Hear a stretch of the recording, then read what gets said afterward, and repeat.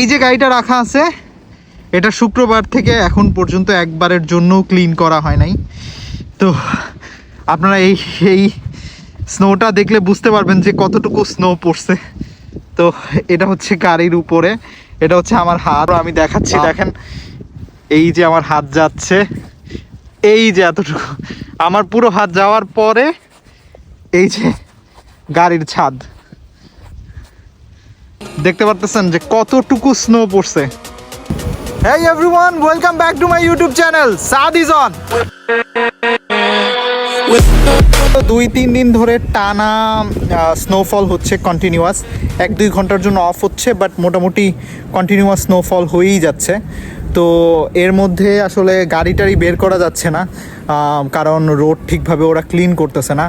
আর Monday পর্যন্ত snow পড়তেই থাকবে, আজকে সানডে, ফ্রাইডে থেকে এটা শুরু হয়েছে। স্নোগুলো এখন সফট আছে, তো এই স্নোগুলো যদি হার্ড হয়ে যায় তখন ক্লিন করাটা অনেক টাফ হয়ে যাবে।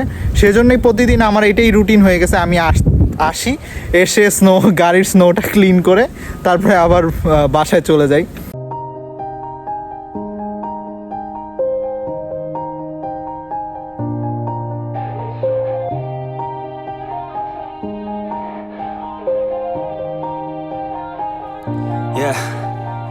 Everybody knows that I'm breaking down. Everybody knows I ain't faking now. Everybody knows my heart's faking now. Yeah, she hates me now, I made mistakes but now I don't ever wanna be alone. I don't really ever feel at home. On my own, in the zone, that's the only way I know. Feeling low, about to blow back up. Here I won't ever let the doubt creep in. Gotta pop a couple more aspirin. I don't think I'll ever let you in. Easier to break it off best friends. I don't really understand. এখন গাড়িটা clean করাটা যতটা easy, এই স্নোটা একটু যদি hard হয়ে যায় আর যদি আমি আজকে ক্লিন না করি, এটা যদি স্নোফলটা যদি আজকে স্টপ হয়ে যায় এবং কালকে যদি কোনো স্ট্রং উইন্ড আসে, তাহলে এই স্নোটা আইস হয়ে যাবে, অ্যান্ড স্ট্রং আইস হয়ে যাবে। তারপরে এটা ক্লিন করাটা আরও অনেক টাফ হবে। তাই আসলে আমি এত কষ্ট করেও আমি আজকে ক্লিন করতেছি, যাতে কালকে আমি খুবই ইজিলি গাড়িটাকে স্নো থেকে বের করতে পারি। আমি এই যে যেমন এই গাড়িটা, পাশের গাড়িটা, ওরা যারা এখনও ক্লিন করতেছে না, কালকে যদি স্নোফল স্টপ হয়ে যায় আর যদি উইন্ড থাকে, তাহলে ওদের ক্লিন করা ওদের জন্য এটা অনেক টাফ হবে, অনেক।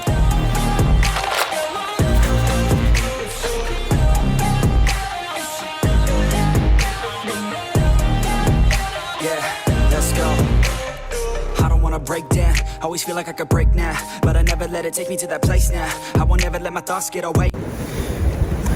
সো গাড়িটা মোটামুটি অনেকটাই পরিষ্কার করতে পারছি। স্নো ফল স্টপ হবে, রোড টোড যখন ক্লিয়ার হয়ে যাবে, মোটামুটি আরেকটু ভালোভাবে ক্লিন করে গাড়িটা বের করাটা আমার জন্য খুবই ইজি হয়ে যাবে।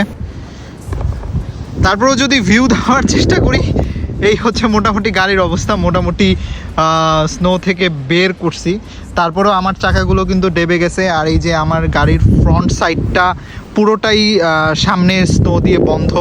এটা যদি আমাদের যদি ক্লিন না করে, তাহলে আমি পরে এসে শাবল দিয়ে এই জিনিসগুলো ক্লিন করে যাব।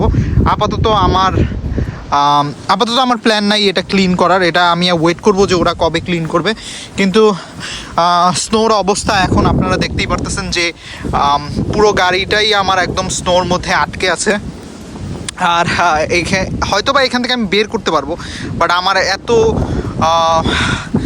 এত রিস্ক নেওয়ার কোনো ইচ্ছা নাই যে স্নোর মধ্যে এই রকম ড্রাইভওয়ে, এই ফুল ড্রাইভওয়ে ক্লিন করে আমার গাড়ি বের করার কোনো ইচ্ছা নাই। তো এরকম হার্ড উইন্টারে -6 ডিগ্রি আজকে টেম্পারেচার। আজকে আমাদের এখানকার হিসাবে এটা বেশ গরম, ওয়ার্ম একটা ওয়েদার। তো এরকম ওয়েদারে আমি কি পরে আছি এটা কিন্তু একটা ব্যাপার। তো এটা হচ্ছে নর্মাল একটা লাইট জ্যাকেট। তো এই লাইট জ্যাকেটের নিচে আমি 3টা লেয়ার পরেছি। তো একটা সোয়েটার, একটা টি শার্ট আর একটা ওয়ার্মার। তো মোটামুটি আপনার কাছে যদি প্রপার কোনো উইন্টার জ্যাকেট না থাকে, তাহলে আপনি নিচে লেয়ার আপ করে এরকম জ্যাকেট পরতে পারেন। আর আমি যে কানটুপিটা পরেছি, এই টুপিটা আমি বাংলাদেশ থেকে নিয়ে এসেছিলাম। আর এটা একটা নর্মাল, এই হাতে আমি একটা নর্মাল গ্লোভস পরেছি। এই গ্লোভসটা আমি ডলারোমা থেকে কিনেছিলাম মাত্র $5 দিয়ে। তো এটা দিয়ে মোটামুটি আমার উইন্টারে চলাফেরা হয়ে যাচ্ছে। নিচে আমি জগার্সের সাথে একটা ওয়ার্মার পরেছি। তো জগার্সের সাথে ওয়ার্মার পরলে কোয়াইট এনাফ। -6 ডিগ্রি টেম্পারেচারে আপনি মোটামুটি সার্ভাইভ করতে পারবেন। আর মনে হয় না এর চাইতে খারাপ সিচুয়েশন আপনার হবে। তো যদি মনে করেন যে আপনার কাছে proper winter pant, proper winter jacket না থাকে, আর হঠাৎ করে আপনি এরকম ঠান্ডার মধ্যে পড়ে গেছেন, তাহলে আপনি আপনার জ্যাকেটের নিচে লেয়ার আপ করে তারপরে আপনি সার্ভাইভ করতে পারবেন। কিন্তু লেয়ার আপ করলেও আপনি যে জ্যাকেটটা পরছেন সেই জ্যাকেটটা অবশ্যই ওয়াটারপ্রুফ হতে হবে, এটা হচ্ছে ব্যাপার। এখন চলে আসি আমার জুতা।